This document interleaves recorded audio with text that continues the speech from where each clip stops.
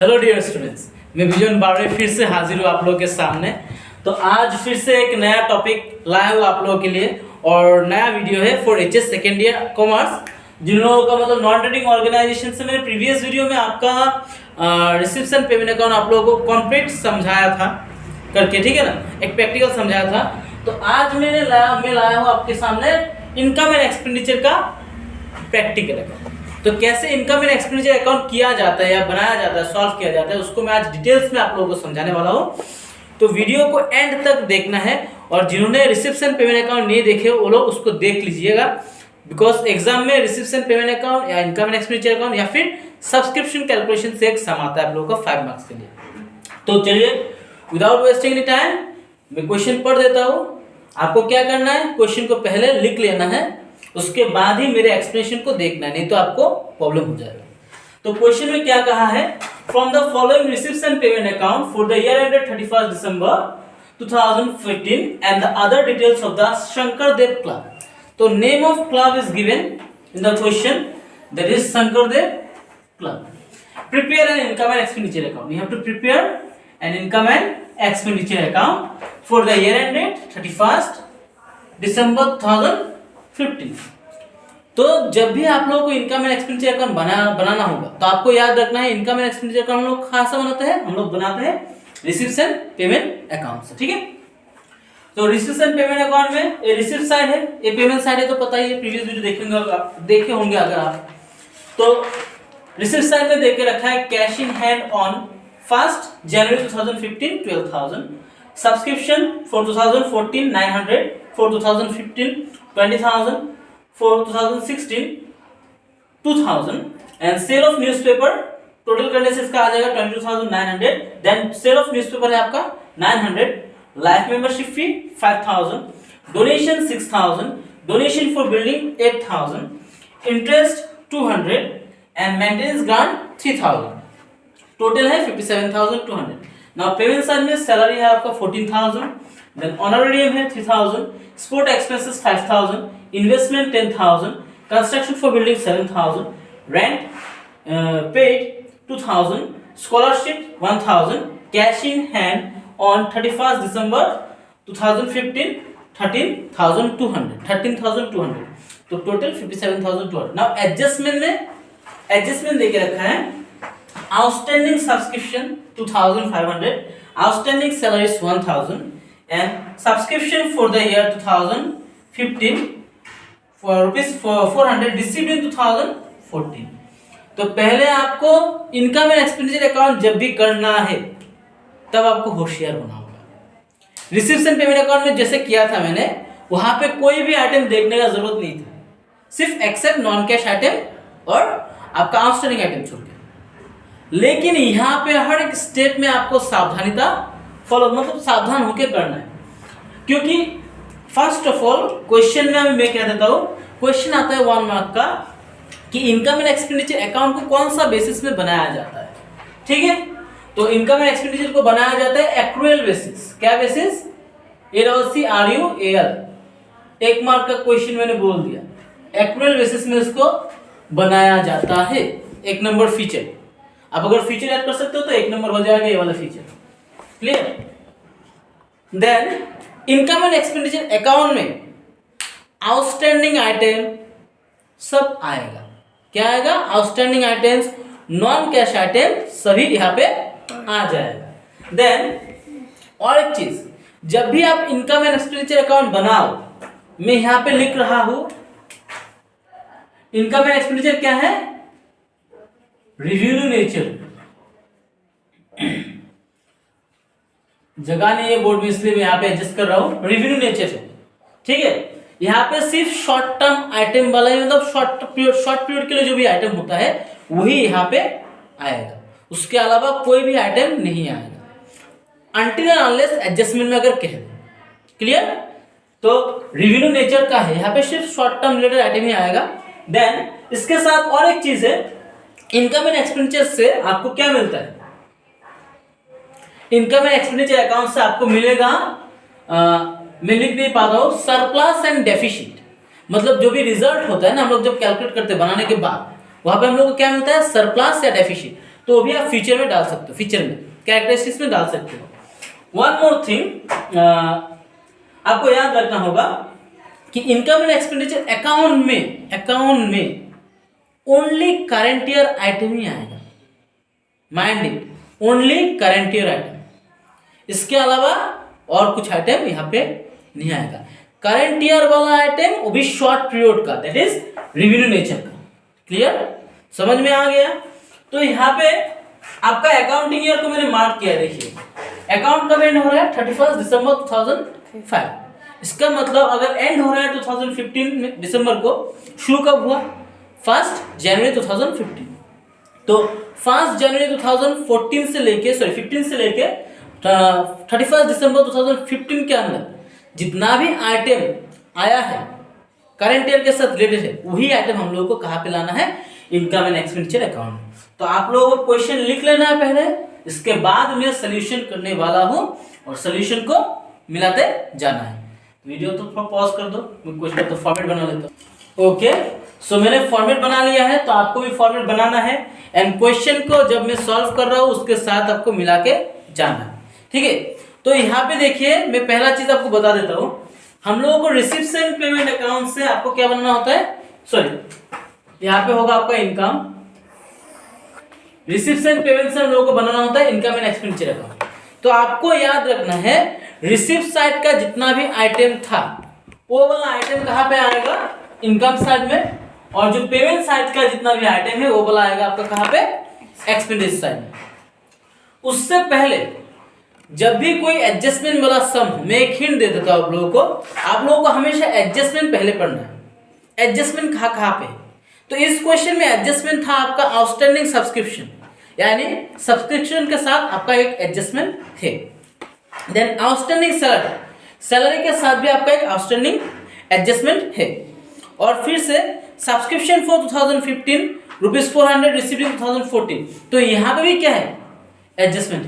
तो एडजस्टमेंट जहां जहां पे है वहां पे आपको सावधानीता, मतलब सावधान होके करना है। ठीक है, तो जैसे कि मैंने कहा है आपको पहले कौन सा साइड, जो रिसीव साइड है वो चला जाएगा पेमेंट साइड में, जो पेमेंट साइड है वो कहाँ पे आएगा? एक्सपेंडिचर साइड में। और मैंने ऑलरेडी कह दिया ना आपको कि हम लोग इनकम एंड एक्सपेंडिचर अकाउंट में कौन सा आइटम लाते हैं? जो रेवेन्यू नेचर का होता है और करंट ईयर के साथ रिलेटेड होता है। यहाँ पे कोई भी capital receipt and capital expenditure नहीं आएगा। ठीक है, यानी लॉन्ग टर्म वाला चीज यहाँ पे नहीं आएगा। तो देखिए फर्स्ट आइटम क्या है हम लोगों का? रिसिप्ट साइड में देखिए क्या लिख के रखा है? Cash in hand. एक कैश इन हैंड यहाँ पे आएगा ना, इजंट इट? आएगा ना? नहीं आएगा। कोई भी cash in hand, cash at bank का बैलेंस इनकम एंड एक्सपेंडिचर में आता ही नहीं। ठीक है, तो cash in hand, cash at bank का कोई आइटम यहाँ पे नहीं आएगा। यहाँ पे आएगा क्या? उसका सेकेंड वाला आइटम देखिए, सब्सक्रिप्शन है। रिसिप्ट साइड में सब्सक्रिप्शन है, देखिए, तो आपको लिखना है सब्सक्रिप्शंस। लेकिन किंतु परंतु बंधु, सब्सक्रिप्शंस तो है सर, लेकिन वहां पे 3 सब्सक्रिप्शन देके रखा है। अभी कौन सा सब्सक्रिप्शन आप वहां पे लाओगे? मैंने तो अभी कह दिया ना, जो आपका अकाउंटिंग ईयर है वही वाला आएगा। आपका अकाउंटिंग ईयर है 1 जनवरी 2015 टू 31 दिसंबर 2015। तो वहां पे देखिए पहला वाला कितना है? 2014 900 करंट ईयर के साथ रिलेटेड है? नो। 2015 देखिए, 2015 में हम लोगों ने सब्सक्रिप्शन कितना का रिसीव किया है? 20,000 का। तो भी वही हम लोगों को यहाँ पे लिखना है। और मैंने यहाँ पे इनसाइड में क्यों लिखा? क्वेश्चन आएगा ना, क्यों लिखा सर? बिकॉज भाई इसके साथ एडजस्टमेंट है, और जिसके साथ एडजस्टमेंट रहेगा उसको आपको अंदर में लिख के बाहर लेके जाना है। ठीक है, तो एडजस्टमेंट कहाँ पे है? एकदम नीचे जाइए क्वेश्चन पेपर के, तो देखिए वहां पे क्या है? आउटस्टैंडिंग सब्सक्रिप्शन लिखा है 2500। आउटस्टैंडिंग का मतलब कुछ मेंबर्स ने पैसा अभी तक नहीं दिया। तो यहाँ पे तो ईयर भी मेंशन नहीं किया, कुछ भी नहीं मेंशन किया। सर कौन सा वाला ईयर का सब्सक्रिप्शन होगा? तब अगर डेट ना दिया रहे और कोई भी वर्ड से हिंट ना दिया रहे, डायरेक्ट लिख दिया है ना आउटस्टैंडिंग सब्सक्रिप्शन, इसका मतलब ये होगा मेरा करंट ईयर का आउटस्टैंडिंग। तो आपको ये क्या करना है? ऐड करना है, तो लिख देना है आउटस्टैंडिंग सब्सक्रिप्शन। ठीक है। आउटस्टैंडिंग सब्सक्रिप्शन कितना था अमाउंट? 2500। या 2500 लिख देना हम लोग को, ठीक है। समझ में आ गया? तो इसको जोड़ दीजिए, कितना आ जाएगा? 22,500, ठीक है। नाउ इसके साथ फिर से देखिए आउटस्टैंडिंग एडजस्टमेंट नंबर 3 में जाइए, वहां पे क्या लिखा है? Subscription received subscription for 2015 ₹400 received in 2014। जो 2014 में मैंने क्या किया, 2015 का सब्सक्रिप्शन ले लिया था। तो 2014 में मैंने एडवांस रिसीव किया था पैसा, किसके लिए? 2015 के लिए। और अभी हम लोग अकाउंट किसका, कौन सा ईयर का बना रहा है? तो 15 का पैसा 2014 में लिया गया था, तो करंट ईयर का पैसा है ना, पैसा तो करंट ईयर का है ना, तो क्या करना पड़ेगा यहाँ पे? ऐड करना पड़ेगा, ठीक है। आपको लिखना क्या है? Subscription receive in advance, subscription for, जो क्वेश्चन में वो भी लिख सकते हो, subscription for 2015 received in 2014। Subscription for 2015 received in 2014 कितना था? 400। तो 400 आप जोड़ दीजिए। जोड़ने के बाद इस दाग के नीचे, ठीक है, नीचे लिखना आपको कितना? 22,900। समझ में आ गया कैसे लेना है? उसके बाद का आइटम क्या है आपका? रिसीव साइड में देखिए sale of newspaper. Now what is sale of newspaper? ये वाला इधर में आएगा कैसे? नाउ एक मैं क्लब का बात कर दूं, जैसे एग्जांपल भारत सेवा आश्रम का मैं बात में बोल रहा हूँ, ठीक है। वहां पे दिन में कम से कम 3 या 4 न्यूज़पेपर आता है, डिफरेंट नाम का, ठीक है। तो एक दिन में अगर 3 से 4 न्यूज़पेपर आएगा, महीने में कितना आएगा? 4 न्यूज़पेपर आता है, पकड़ लीजिए। महीने में आ जाएगा आपका कितना? 3 × 4 × 30 कीजिए, कितना हो जाएगा? 150 मान 100, 120। और साल में कितना होगा? 1440, उससे भी ज़्यादा होगा। इतना न्यूज़पेपर से क्या करेगा वो लोग भाई? भाजी खाएगा क्या? ऑफ कोर्स भाजी नहीं खाएगा वो लोग, क्या करेंगे? इसको बेच देंगे। तो साल में रोज, हर साल में आ रहा है ना बोला, हर मंथ में न्यूज़पेपर आ रहा है, इतना न्यूज़पेपर रख के क्या फायदा है? वो लोग उसको बेच देते हैं। तो सेल ऑफ न्यूज़पेपर क्या है? एक रेगुलर इनकम होता है, किसके लिए? नॉन ट्रेडिंग ऑर्गेनाइजेशन के लिए। तो यहाँ पे हम लोग का कितना है? 100 वो बैठ जाएगा। पर रेगुलर तो नहीं है ना, शॉर्ट टर्म पीरियड का आता है सामान। रेगुलर का मतलब क्या होता है? शॉर्ट पीरियड के लिए। रेगुलर यानी शॉर्ट पीरियड, शॉर्ट टाइम, हर महीने में आएगा ना, तो शॉर्ट पीरियड हो गया। नेक्स्ट आइटम क्या है मेरा? आपका लाइफ मेंबरशिप फी। नहीं आएगा। तो ये आइटम तो नहीं आएगा, बिकॉज मैंने कहा था एक बार ही दिया जाता है, और एक बार जो दिया जाता है होता है कैपिटल रिसिप्ट, तो इसको हम लोग यहाँ पे नहीं लाएंगे। कोई बुक में नोट्स दे देते हैं नीचे में, फॉर्मेट के नीचे, कि life membership fee is treated as आपका capital receipt, that's why it is not, that's why it will not come to the income and expenditure account. आप भी वैसे दे सकते हो, और अगर देना नहीं है तो नहीं भी दे सकते हो, कोई बात नहीं। नेक्स्ट आइटम क्या है आपका? डोनेशन। नाउ ये डोनेशन आएगा कि नहीं आएगा? आएगा। क्यों आएगा? क्योंकि डोनेशन बहुत तरीके से आता है, बहुत जगह से। Not that is not the concept actually. ठीक कहा है, ये डोनेशन आएगा, बिकॉज डोनेशन हम लोग साल में किसी न कहीं से रिसीव करते रहते हैं, ये आता ही रहता है, ठीक है। डोनेशन, तो डोनेशन हम लोग के लिए इनकम होगा, कितना अमाउंट है इसका? 6000। सब पुट कर दीजिए यहाँ पे भी 6000। ये तो ठीक बोल दिया। उसके बाद वाला आइटम क्या है? इसके बाद का आइटम है डोनेशन फॉर बिल्डिंग। ना ये भी आना चाहिए, बाबर दे डोनेशन फॉर बिल्डिंग नहीं आएगा क्या? नहीं आएगा तो लगता है। बार कहा देता बिल्डिंग के लिए बनाने के लिए डोनेशन। ओ बाबा, मेरा स्टूडेंट होशियार है, नहीं आएगा बोल दिया, इसका मतलब नहीं लाना है मेरे को, ठीक है। क्यों नहीं लाना है? रीजन है ही, यहाँ पे बार बार का बात नहीं आता है। ये होता है डोनेशन 2 टाइप का होता है, एक होता है जनरल डोनेशन, एक होता है स्पेशल डोनेशन। जो जनरल डोनेशन होता है ना, उसको हम लोग किसी भी काम में यूज कर सकते हैं, क्लियर? कोई भी काम में यूज कर सकते हैं। लेकिन जो डोनेशन बिल्डिंग के लिए आया है, that is for special donation, वो हो गया स्पेशल डोनेशन। और स्पेशल डोनेशन होता है क्या? Capital receipt. इसको बिल्डिंग के अलावा और कहीं पे हम लोग क्या नहीं कर सकते, स्पेंड नहीं कर सकते, मतलब खर्च नहीं कर सकते। तो स्पेशल डोनेशन होने से नहीं आएगा। बिल्डिंग के लिए बोलिए, क्लब के लिए बोलिए, अगर स्पेशल डोनेशन हुआ नहीं आएगा। लेकिन ये जो डोनेशन है ये जनरल डोनेशन, तो ये आएगा। ठीक है, नेक्स्ट आइटम क्या है, इंटरेस्ट। ये तो आएगा इनकम ना। इंटरेस्ट कहां से मिला भाई, ये इंटरेस्ट कहां से आया, क्लब भी तो बैंक पे पैसा रखता है ना, तो बैंक से इंटरेस्ट मिला, वही इंटरेस्ट पकड़ लीजिए यहाँ पे। तो इंटरेस्ट आएगा 200, इनकम है ना, इनकम आ जाएगा। उसके बाद का आइटम क्या है, मेंटेनेंस ग्रांट। हाँ, ये भी आ जाएगा। मेंटेनेंस ग्रांट रेगुलरली मिलता है, रहता है गवर्नमेंट से। ठीक है, तो एक इनकम है, तो आ जाएगा।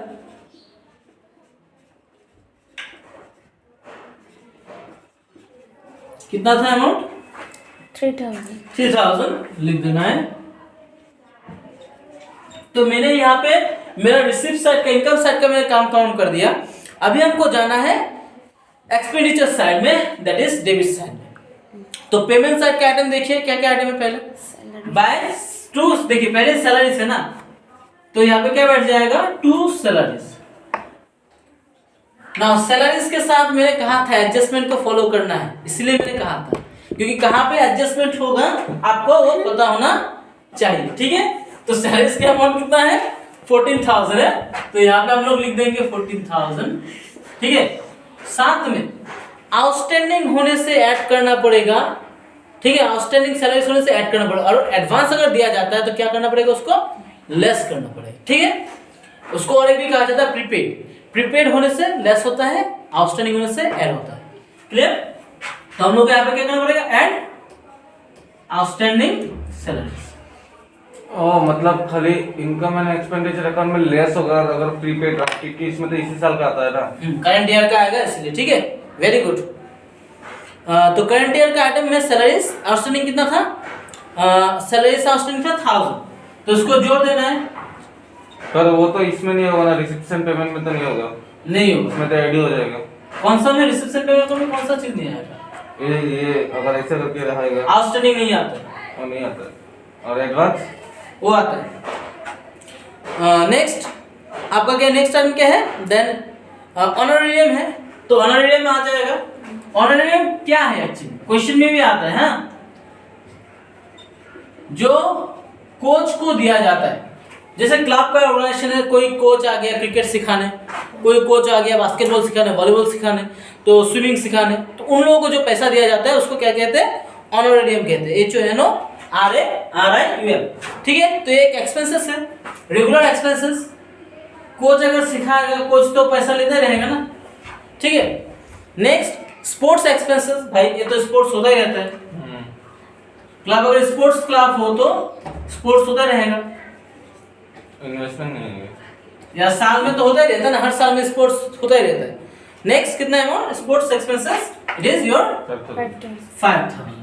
उसके बाद का आइटम क्या है, इन्वेस्टमेंट। नाउ इन्वेस्टमेंट आएगा नहीं, बिकॉज इन्वेस्टमेंट हम लोग लॉन्ग टर्म के लिए करते हैं, इन्वेस्टमेंट शॉर्ट टर्म के लिए भी करते हैं, लेकिन हम लोग इन्वेस्टमेंट बार बार नहीं करते। ठीक है, तो मतलब लॉन्ग टर्म के लिए पकड़ना है, इन्वेस्टमेंट को हम लोग क्या पकड़ेंगे, यहाँ पे कैपिटल रिसिप्ट पकड़ लेना है। ठीक है, तो नहीं आएगा। उसके बाद क्या है, next item construction of buildings. आप क्या बार बार बिल्डिंग बनाते हो, नहीं, तो नहीं आएगा, कैपिटल रिसिप्ट है। देन नेक्स्ट क्या है, मतलब एक कैपिटल एक्सपेंडिचर है, नॉट सॉरी कैपिटल रिसिप्ट नहीं है, इन्वेस्टमेंट कैपिटल एक्सपेंडिचर है। देन आपका यहाँ पे जो है कंस्ट्रक्शन ऑफ बिल्डिंग्स, यह भी क्या होगा आपका कैपिटल एक्सपेंडिचर है। ठीक है, जो हम लोग बार बार नहीं करते। देन कंस्ट्रक्शन ऑफ बिल्डिंग नहीं आएगा। उसके बाद का आइटम क्या है, रेंट है। तो रेंट तो हम लोगों को भाई महीने में देना पड़ता ही है, तो रेंट कितना अमाउंट है, 2000 ना, तो इसको बैठा दीजिए 2000। इसके बाद का आइटम क्या है, स्कॉलरशिप। हाँ, ये स्कॉलरशिप तो नॉन टीचिंग ऑर्गेनाइजेशन देता है, कि बच्चे लोगों को पढ़ाने के लिए कभी कभी क्या करते हैं लोग, स्कॉलरशिप प्रोवाइड करते हैं। ठीक है, तो स्कॉलरशिप का अमाउंट था आपका कितना, 1000। और कहीं पे कोई आइटम बाकी है क्या, कैश इन हैंड है क्लोजिंग में, ये तो नहीं आएगा, मैंने कहा ये पहले आपको। सो बाद बाकी मेरे सभी आइटम यहाँ पे इंक्लूड कर लिया। अभी मेरे को क्या करना होगा, सेम जैसे रिसीप्शन पेमेंट अकाउंट में किया था, जिस साइड में ज्यादा होगा उसी का अमाउंट इस बॉक्स में बैठाना होगा। तो कौन सा साइड में देखा है कि ज्यादा आ रहा है आपका? इस साइड में तो कम थी, इस साइड में ज्यादा है। आपका आ जाएगा 29,900, 23,000, 29,000, 32,200। आपका अमाउंट आ रहा है कितना टोटल में? इस साइड में ज्यादा है 32,200, इस साइड में भी क्या है वही बैठाना पड़ेगा।